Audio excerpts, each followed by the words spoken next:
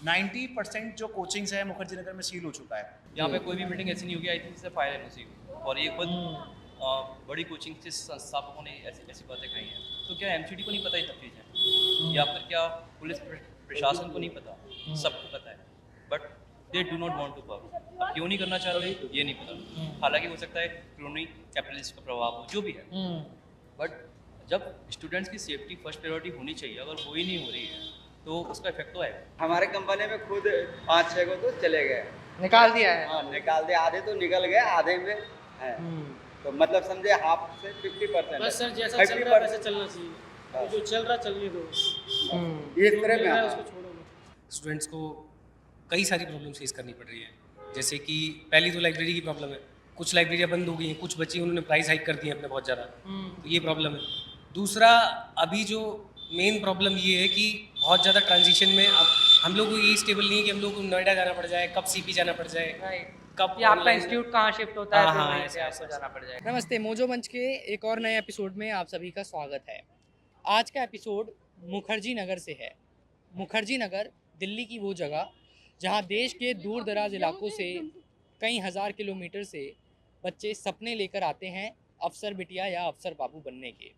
लेकिन इन दिनों मुखर्जी नगर का माहौल थोड़ा अलग है।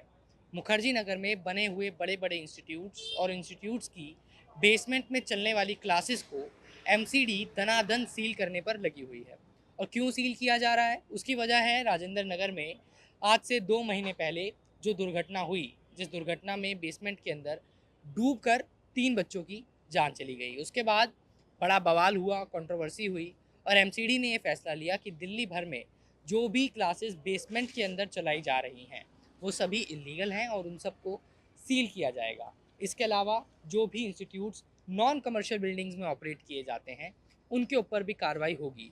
और एमसीडी के इसी आप कह सकते हैं कार्रवाई वाले कदम का ये परिणाम है कि इन दिनों मुखर्जी नगर में बच्चों का फुटफॉल कम हुआ है, यानी कि एस्पिरेंट्स कम आ रहे हैं।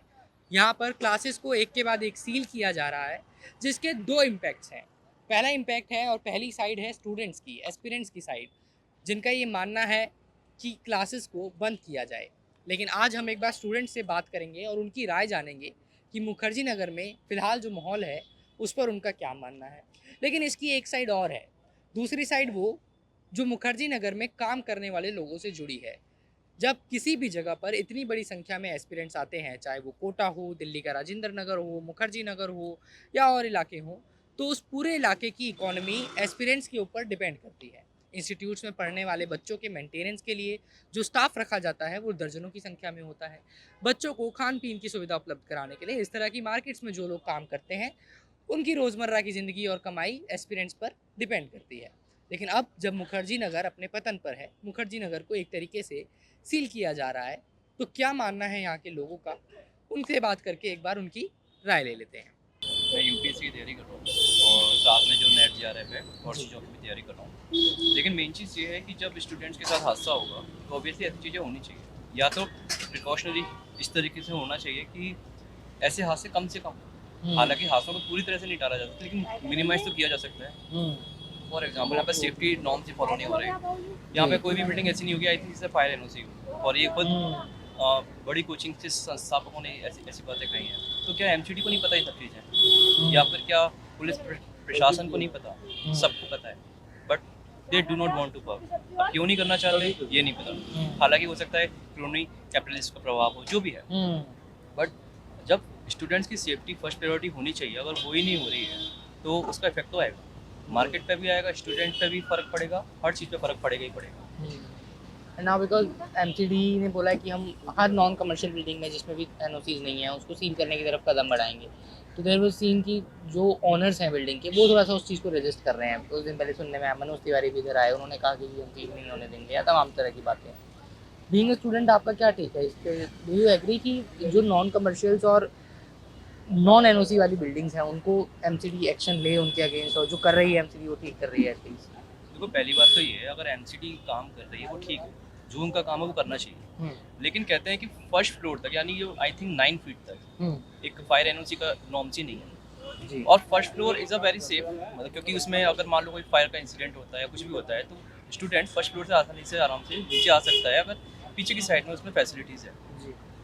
लेकिन अगर मान लिया जाए कि फर्स्ट फ्लोर पे ही उनको नॉर्म्स देने का नहीं है, फॉर एग्जांपल अभी पास में एक लाइब्रेरी है, फर्स्ट फ्लोर पे है, सारी फैसिलिटीज़ है, सारी चीज़ें हैं, लेकिन फायर एनओसी का इशू ही नहीं है इनके रूल्स में। तो एमसीडी पहले अगर एमसीडी अगर वास्तव में कुछ करना चाहती है तो पहले उसको अपने अंदर देखना चाहिए। अपने अंदर का कहने का मतलब है कि जो उसके पर्टिकुलर नॉर्म्स है जो अपनी लेवल पे कर सकती है उनको करेक्ट करना चाहिए। राइट। दूसरी चीज़, फिर वो नॉर्म्स बनने के बाद, क्योंकि अभी कुछ नॉर्म्स है ही नहीं जो होने चाहिए। आई थिंक 1957 के रूल्स हैं जो अभी तक चेंज भी नहीं हुए, 1957 या 54 के रूल्स है। पहली चीज़ तो ये। फिर दूसरी चीज़, नॉर्म्स बना दिए, उनका रेगुलेशन अच्छे से होना चाहिए। नॉर्म्स बना दिया, रेगुलेशन नहीं, तो उन नॉर्म्स का कोई वैल्यू नहीं है Right. डेफिनेटली। तो उस हिसाब से अगर हम देखा जाए तो एक्शन ले रही है, ठीक है, but it should not be the temporary purpose, it should be the visionary. क्योंकि मुखर्जी नगर और बाकी के ऐसे प्लेसेस ये इस तरीके से सैचुरेटेड पॉइंटेड हो चुके हैं कि यहाँ पे डिमांड हद से ज़्यादा है बट सप्लाई इज नल।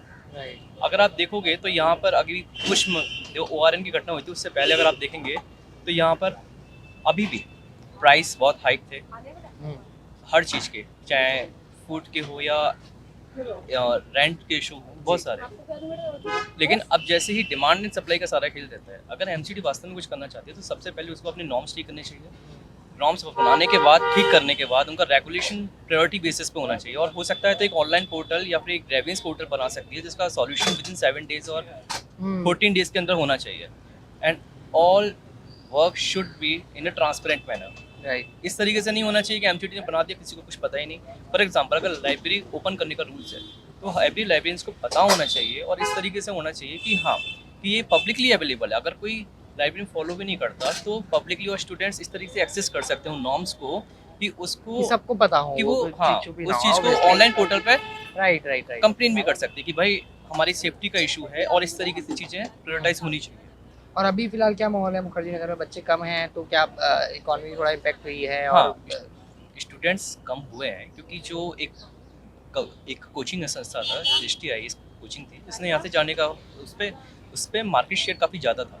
जब मार्केट शेयर ज़्यादा होता है तो ऑब्वियसली वो किसी भी जो एस्टेब्लिश लोकेशन है उस पर रिएक्ट करता है, उस पर इम्पैक्ट पड़ता ही पड़ता है। राइट। दृष्टि के जाने से थोड़ा फुटबॉल बच्चों का काफ़ी इम्पैक्ट पड़ा है।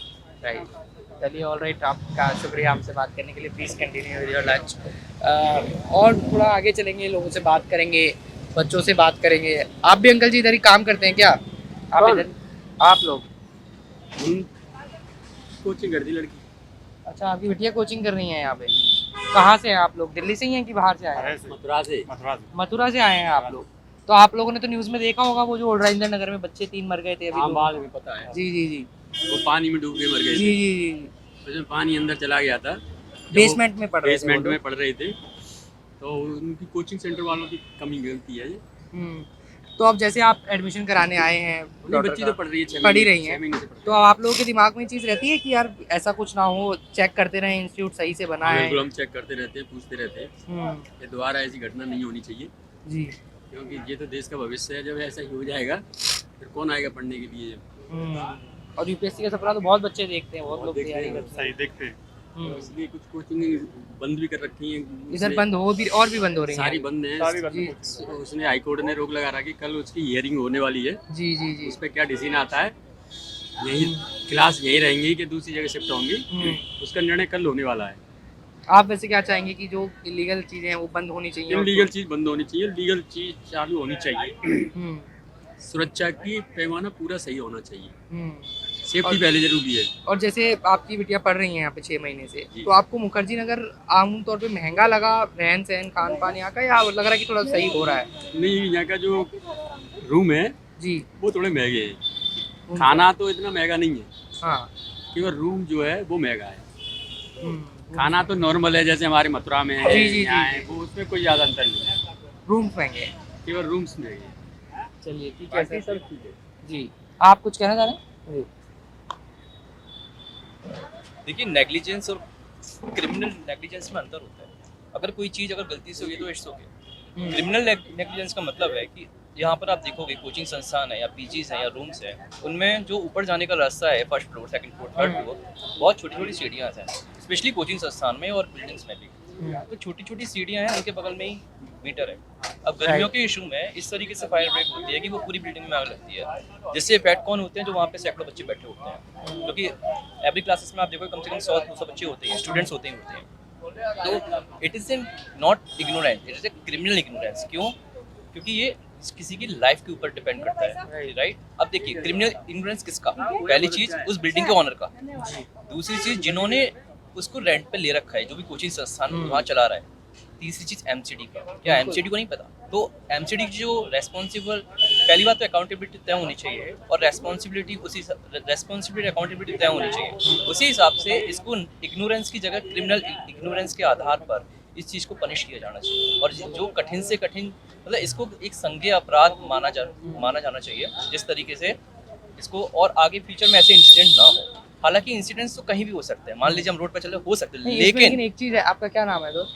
हिमांशु भाई, आप मुझे एक चीज़ बताइए कि आप खुद एक स्टूडेंट हैं, यू बीइंग अ स्टूडेंट, आपको लगता है कि जिस तरीके से इंडस्ट्री बूम करी है एजुकेशन वाली, कोचिंग इंस्टीट्यूट वाली, अब कहीं ना कहीं मोनोपोली एक तरह से बन गई है कोचिंग इंस्टीट्यूट्स की, और जो बड़े इंस्टीट्यूट ओनर्स हैं वो मनमानी करते हैं, फिर बैक एंड भी बहुत चीज़ें होती हैं, ब्राइब्स के भी लोग इल्ज़ाम लगाते हैं कि जी अथॉरिटी में ब्राइब करना आज कोई बहुत बड़ी चीज़ नहीं है, आप अपना बड़ा बिजनेस रन कर रहे हैं तो आप कुछ पैसे आपको लगता है एक बड़ा, एक तरीके से एक सेक्टर नया डेवलप हो रहा है कोचिंग इंस्टीट्यूट्स के अंदर, इंडस्ट्रीज के अंदर? हाँ, ये सेक्टर डेवलप हो रहा है। इसके पीछे अगर आप देखोगे तो कंपटीशन एग्जाम का भी हो रहा है, और अगर जो साइड के एग्जाम्स हैं उसमें भी टैक्सेस होता है। अगर आप देखेंगे तो छोटे बच्चों के जो 10th 12th या ग्रेजुएशन लेवल में, उनमें भी टैक्सेस क्रिएट हो रहा है, राइट। इसके पीछे 2-3 कारण है। पहली बात तो मार्केट अपने हिसाब से काम करता है, it is a different thing. अगर आप देखोगे स्कूल कॉलेजेस में शिक्षा इस तरीके से दी जाए कि बच्चों का ब्रेन इस तरीके से डेवलप किया जाए कि जिस तरीके से उनमें सोचने समझने की कैपेबिलिटीज़ आए, वो अपने सही और गलत का निर्णय आगे चल के ले सके at that particular level.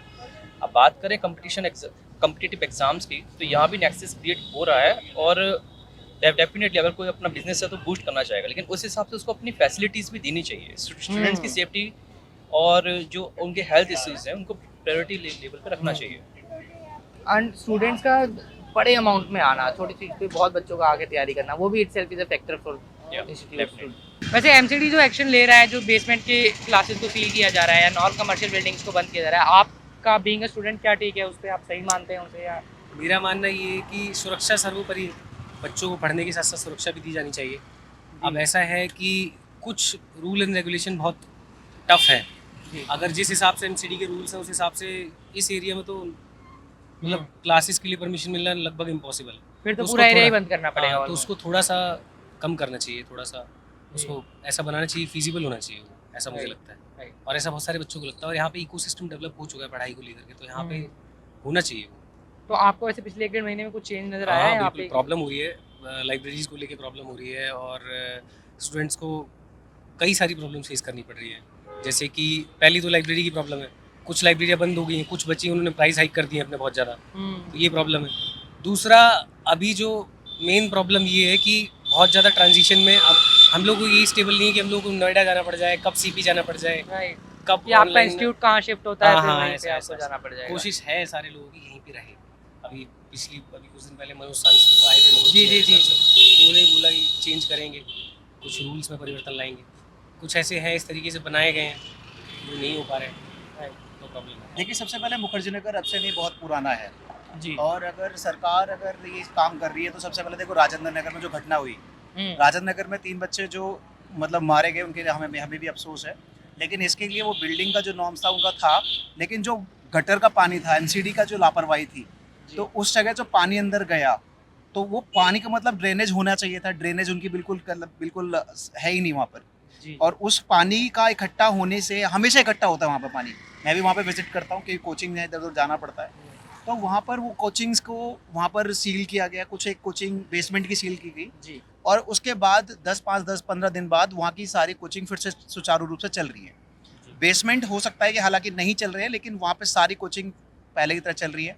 Fire university के जो नॉर्म्स है बहुत सारे इंस्टीट्यूट्स में नहीं भी हैं, लेकिन जब ये स्टार्ट हुए थे कोचिंग सेंटर्स तो वहाँ पर सारी चीज़ें देखकर ही लोगों के निगरानी में शुरू किए गए थे। मुखर्जी नगर में भी वहाँ पे दोनों सेंटर्स, मुखर्जी नगर, राजेंद्र नगर, एशिया के अंदर अपने आप में एक नाम है इनका। तो मुखर्जी नगर पे क्या हुआ कि वहाँ पर जो अधिकारी है, जैसे मैं देख रहा हूँ, वहाँ पर ज़्यादा काम ना करके मुखर्जी नगर के लिए काम किया जा रहा है। मुखर्जी नगर पे सारी सीलिंग्स की जा रही है, बेसमेंट छोड़ो बिल्डिंगें भी सील की जा रही हैं।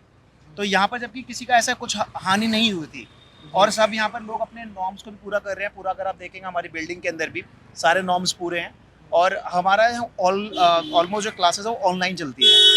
हमारे 10 मिलियन से ज़्यादा व्यूज़ मतलब सब्सक्राइबर हैं हमारे चैनल पर, मतलब 3-4 चैनल्स हैं। तो हमारी अप्रोच है ऑनलाइन की सबसे ज़्यादा है।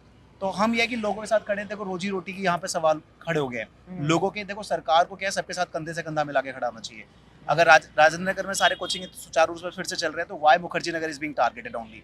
सो मुखर्जी नगर में मनोज तिवारी जी को जब पता चला, उनके संज्ञान में ये बात आई कि भाई यहाँ पर लोगों के बहुत सारे कोचिंग्स हैं, उनके जो घर हैं उनके साथ उनके जो 50-50 एम्प्लॉय जो काम कर रहे थे, आज ऐसी नौबत आ गई उनके घर में चूल्हा चलने की भी नौबत आ गई। मतलब 90% जो कोचिंग्स है मुखर्जी नगर में सील हो चुका है। तो मनोज तिवारी ने जब इस चीज़ को भी पिछले टीचर का जो एसोसिएशन था उनसे मिले, हम भी थे वहाँ पर। हमने देखा अभी मैं आपको दिखाता भी हूँ जहाँ पर वो उन्होंने सभा भी की थी। उन्होंने आश्वासन दिया है कि जो अधिकारी हैं कुछ लोग, अभी मैं देख भी रहा था एक चैनल पर, उन्होंने अपने ट्वीट करके भी कहा है कि कुछ अधिकारी लोग जो है दादागिरी करके सारी चीज़ों को कराने की कोशिश कर रहे हैं। और अगर बेसमेंट की बात करें, बेसमेंट के नॉर्म्स को पूरा किया, बेसमेंट का जो नॉर्म्स है पूरा सरकार के साथ मिलकर सरकार हेल्प करे कि कैसे उन्हें पूरा करने हैं। क्योंकि उन्होंने कहा कि वो जापान के दौरे पे गए तो उन्होंने बेसमेंट में क्या कहते हैं मेट्रो चल रही है, बेसमेंट में भी मेट्रो चल रही है, मेट्रो भी सील करो। तो कुछ नॉर्म्स है, सरकार को साथ में मिलकर कोचिंग के साथ खड़े होकर उसके काम करना चाहिए। अब एक कोचिंग वाला कहीं जाता है सरकार के पास, सरकार किसी के पास डिपार्टमेंट में जाता है, वो डिपार्टमेंट वाला उस डिपार्टमेंट में भेज देता है, वो डिपार्टमेंट उस डिपार्टमेंट में, मतलब चक्कर पर चक्कर लगाए जा रहे हैं और फाइनली कोई सॉल्यूशन नहीं है। अंत में जाके अफसर आते हैं कि भैया तुम्हारा ये सील होगा। तो लोग जो है यहाँ पर बड़ी स्थिति दयनीय है। तो अब मनोज तिवारी जो है एक अच्छा मुझे लग रहा है कि इनिशिएटिव ले रहे हैं और उन्होंने यहाँ के एसोसिएशन को आश्वासन दिया है कि उनके साथ पूरी तरह से खड़े हैं। सर इंस्टीट्यूट में काम करने वाले कर्मचारियों के साथ बात कर रहा था, कोई बाउंसर की जॉब कर रहा है, कोई कुछ। तो उन्होंने मुझसे करते हुए बात की और कहा कि सर हो सकता है हमारी जॉब चली जाए आने वाले कुछ टाइम में, उनको डर है इसी क्योंकि देखिए आज के डेट में आप देखते हैं कंपटीशन हर जगह पर है। हर इंसान एक रोटी के लिए निकलता है। हम भी देखो अभी निकले हैं, अभी आए हैं कोचिंग के लिए, कुछ पढ़ाएंगे तभी 2 पैसे लेके जाएंगे। जब इंस्टीट्यूट ही नहीं रहेगा तो हमारे बच्चे हैं, हमारी फैमिली है, हम कहाँ से अपनी फैमिली को चलाएंगे। इतने सालों से हम यहाँ पे कर रहे हैं और इस एज में अब कहाँ पे किस तरह से कोई काम कर सकता है इंसान। तो एक टीचर की जो सम्मानित आज की डेट में ऐसा लगता है, जब हम पढ़ा रहे होते हैं कि भाई एमसीडी या कोई डिपार्टमेंट आता है, ऐसा लग रहा है कि हम चोरी कर रहे हैं। हम बच्चों को पढ़ा रहे हैं कि भी एमसीडी आ गई जैसा ना पहले एक कहावत चलती थी कि भाई भागो भागो भेड़िया आया करके। और फिर हमें ऐसा लगता है कि आज की डेट में यहाँ पे जो लोग अधिकारी बन रहे हैं, आईएएस बन रहे हैं, आईपीएस बन रहे हैं, they are being like officers and we are training future officers like DM, SDM, जज। And now we are just feeling कि we are just stealing something. हमें को लग रहा है कि हम चोरी कर रहे हैं। तो ये है कि अधिकारियों को कम से कम, ये सरकार को मैं तो कहूँगा, दिल्ली सरकार हो चाहे केंद्र सरकार हो, उनको समझना चाहिए कि यहाँ का जो बच्चा है बड़ी मेहनत से आता है।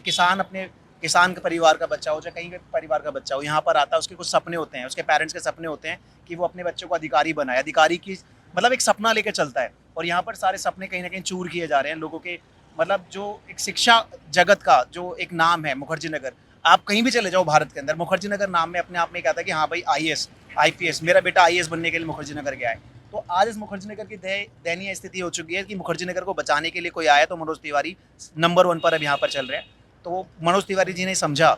मैं तो कहता हूँ दिल्ली की जो सरकार है वो नहीं समझ रही, ठीक है। और अभी दिलीप पांडे जो यहाँ के विधायक हैं, अब उन्होंने भी कहा है कि हम भी आश्वस्त, जब उन्होंने देखा, जब उनको भी पास भी अप्रोच गई थी लेकिन उन्होंने पहले कुछ नहीं किया। अब उन्होंने देखा कि मनोज तिवारी जी आ गए हैं यहाँ पर, अब मान के चलिए उनको हो सकता है वोट इलेक्शन आ रहे हैं फैब में, उनको लग रहा है वोट्स के लिए, लेकिन वो है कि कहीं ना कहीं जो एक्शन है सही लिया गया है। ये रोजी रोटी का सवाल है। उन्होंने कहा है, अभी मैं इंटरव्यू भी देख रहा था, ट्विटर भी उन्होंने ट्वीट भी किया है अभी उन्होंने, और जो बैठकें हैं चलती रहेंगी और मुझे लगता है कि मुखर्जी नगर बच जाएगा। मार्केट खत्म हो गया यहाँ से, पहले जैसा कुछ नहीं है। मुखर्जी नगर में कुछ भी नहीं, तो 2015-16 में था, हाँ 13 में था, अब ऐसा कुछ नहीं है। तो इधर बेसमेंट के सारे इंस्टीट्यूट बंद कर दिए गए हैं। सारे लाइब्रेरी वगैरह बेसमेंट सब जितना भी है, ground floor, first, second, third सब खत्म। बस ये कि किसी तरह रोजी रोटी चल रही है सबकी। अब बच्चों का फुटफॉल भी कम हुआ है क्या? कम आ रहे हैं बच्चे अब एडमिशन? मार्केट में है ही नहीं। आप तैयारी करते हो या आप कहीं जॉब करते हो? इधर कोचिंग में बाउंसर, कोचिंग में आप बाउंसर हो। तो इधर क्या फिलहाल राजेश भाई माहौल चल रहा है? बच्चे कम आ रहे हैं, इंस्टीट्यूट बंद हो रहे हैं, क्या है? मार्केट डाउन पड़ी है अभी, तो कुछ ऐसा हुआ नहीं है कि बंद हो रहे हैं। कुछ कोचिंग सील हुई पड़ी है, मतलब क्लासरूम सील कर दिए और कुछ अभी चल रहा है। तो कुछ दिन 2-3 दिन पहले मनोज तिवारी जी भी आए थे, जी बोल के गए थे कि अब रुकेगी सीलिंग। आगे बच्चे जैसे आते हैं भाई किराए के लिए, बहुत सी चीज़ों के लिए बोल के गए हैं कि कम हो, फिर बच्चे आए, क्योंकि क्या होता है यहाँ पे कोई कमर्शियल बिल्डिंग है नहीं। इस वजह से सीलिंग का चक्कर चल रहा है। क्योंकि सब प्राइवेट मकानों में यार इस तरीके से लाइब्रेरी कॉलेज। 2-3 घटना हो चुकी है उस वजह से ही ज्यादा हो रहा है। फिर राजेंद्र नगर वाली घटना के बाद उस ज्यादा। वजह से यहाँ ज्यादा हो रहा है, वहाँ पे कुछ नहीं हुआ, यहाँ पे ज्यादा है। अब लेकिन एमसीडी बड़ा सख्त रवैया अपनाए हुए हैं कि सारी हाँ। चीजों को सील करने पे लगे हुए हैं। यही और चीजें पर ऐसा है ना, आप यहाँ पे सील करोगे, यहाँ हर आदमी बेरोजगार होगा। हाँ ये एक बड़ी रिक्शे समस्या वाला, है। रेडी वाला, फिर थोड़ा हर आदमी बेरोजगार होगा। हम जैसे जॉब करने वाला भी हर आदमी बेरोजगार। जैसे अगर बंद होते हैं इंस्टीट्यूट तो आप लोगों की नौकरी को भी कहीं ना कहीं खतरा है उसमें। बच्चों की शिक्षा पे भी फर्क पड़ता है, यहाँ से आप वहाँ भेजोगे, फिर वहाँ से यहाँ घूमते रहना, सिलेबस कंप्लीट कैसे होएगा? बच्चा पढ़ने आता है, यहाँ घूमने थोड़ी आ रहा है। आप यहाँ से शिफ्ट करके वहाँ भेज देते हो, वहाँ से यहाँ कर देते हो, तो ऐसे तो पढ़ाई होगी। तो ये चल रहा है भाई।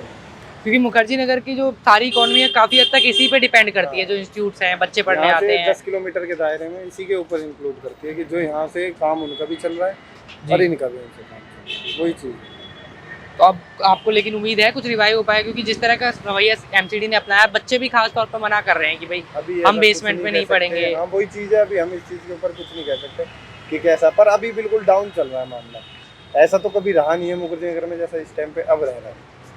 कभी इस टाइम की बिल्कुल आप देख लो, यहाँ से वहाँ खाली थी, पहले ऐसे नहीं थे। तो आपको भी खतरा लग रहा है कि अब हमारी जॉब ना चली जाए आने नहीं, वाले वो तो दिनों है में? जी, जब सब जाएगा तो हमारा भी जाएगा, वही चीज़। हाँ तो यही चल रहा है यहाँ पे। अब इस टाइम पे तो बहुत डाउन है यहाँ पे तो आदमी। ये दृष्टि चली गई है नोएडा, दृष्टि आई चला गया है। नोएडा चली गई है जी। और उसके पीछे पीछे फिर जब वो चली गई तो और भी जाने हो गया तो कुछ जाने का। और ये भाई हैं हमारे, ये थोड़ा मेरे से विस्तार से आप बता पाएंगे। आ जाइए, थोड़ा आगे आ बता, जाइए। थोड़ा सा भाई को बता। क्या नाम है आपका? मेरा तो सोनू कुमार नाम है। सोनू भाई क्या करते हो आप?